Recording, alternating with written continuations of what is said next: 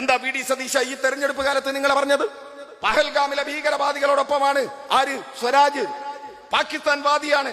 സ്വരാജ് അല്ല, അന്യരാജ് എന്നാണ് വിളിച്ചത് BJP-കാരൻ. അതല്ലേ കോൺഗ്രസ് ഏറ്റു വിളിച്ചത്? ഒറ്റ ചോദ്യം, പഹൽഗാമിലെ 24 പേരെ വെടിവെച്ചു കൊന്ന ആ ഭീകരവാദികൾ, അതിന് നേതൃത്വം കൊടുക്കുന്ന ആരാണ്? ജമാഅത്തെ ഇസ്ലാമി. ഇന്ത്യക്കകത്തുള്ള ജമാഅത്തെ ഇസ്ലാമി. ഇത് ഞാൻ പറയല്ല, ജമാഅത്തെ ഇസ്ലാമിയുടെ പ്രബോധനം പറയുക. അവരുടെ കൂടെയല്ലേ വി ഡി സതീശൻ? എന്ത് പറയാനുണ്ട്? നിങ്ങൾ ആലോചിച്ച് നോക്ക്. MA ബേബി സഖാവും റഹീം സഖാവും ഇന്നലെയും ഇന്നും കാശ്മീരിലുള്ളത്.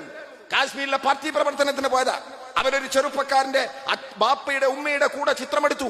ആരാണ് ആ ചെറുപ്പക്കാരൻ? ഭീകരവാദികൾ വെടിവെച്ചു കൊല്ലാൻ ശ്രമിച്ചപ്പോ അവരെ രക്ഷിക്കുന്നതിനിടയിൽ മരിച്ചു വീണ ആദിൽ എന്ന മുസ്ലിം രാമചന്ദ്രൻ എന്ന് പറയുന്ന ഒരു മനുഷ്യൻ ഈ കേരളത്തിൽ കൊല്ലപ്പെട്ടു.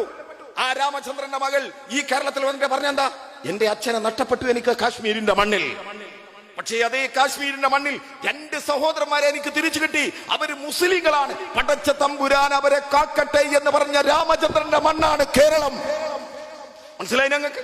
ആ രാമചന്ദ്രനെ വെടിവെച്ചു വന്ന കാശ്മീരിലെ ഭീകരവാദത്തിന് നേതൃത്വം കൊടുക്കുന്ന ജമാഅത്തെ ഇസ്ലാമിയുമായി സഹകരിച്ചിട്ട് നിലമ്പൂരിൽ തെരഞ്ഞെടുപ്പ് ജയിക്കാൻ വരിക ആര്? കോൺഗ്രസ്. ഇല്ലേ?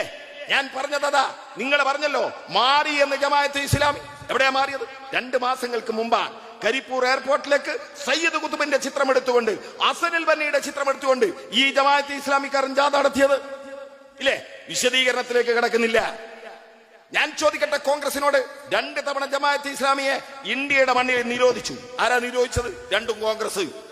ഒന്ന് അടിയന്തരാവസ്ഥ കാലത്ത് നിരോധിച്ചു.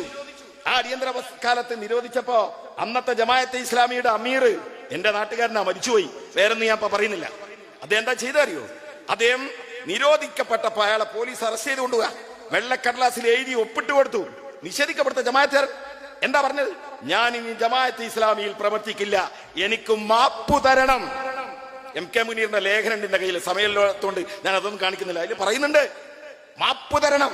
എന്നാ ജമാഅത്തെ ഇസ്ലാമിക്കാരാ മനസ്സിലാക്കിക്കോ, അന്ന് നിരോധിക്കപ്പെടാത്ത ഒരു പാർട്ടിയുടെ MLA ആയ ഒരു മനുഷ്യരെ കൂത്തുപറമ്പിലെ പോലീസ് സ്റ്റേഷനിലേക്ക് അറസ്റ്റ് ചെയ്ത് കൊണ്ടുപോയി മാറി മാറി പോലീസുകാർ ഇടിച്ചപ്പോ നിലത്ത് വീണിട്ട് റബ്ബർ ബന്ധ പോലെ ചാടി എണീറ്റ് ഓരോ എണീക്കല്ലും ഇൻകുലാബ് സിന്ദാബാദ് എന്ന് വിളിച്ച് അവസാനം ബോധം കെടുവോളം ചോരയിൽ കുളിച്ചു കിടന്ന മനുഷ്യന്റെ പേര് സഖാബ് പിണറായി വിജയൻ.